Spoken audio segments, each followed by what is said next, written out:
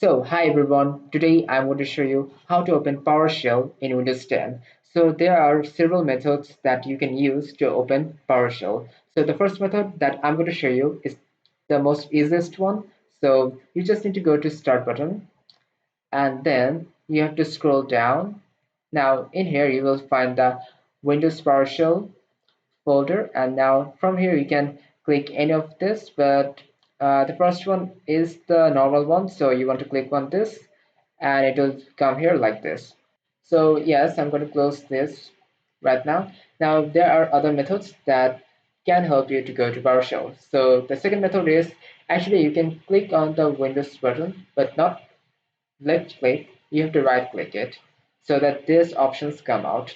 Now, after you have these options, you have to look for PowerShell, and there you can go.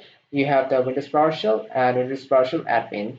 So, depending on your use case, you can use either of them. So, for now, I'm going to use PowerShell, the normal version, and there you go. There's yet another method, and that is just click on your search bar and write PowerShell. Now you can have Windows PowerShell in your search and open it. So there you go, you can have PowerShell like this. Now I'm going to close this.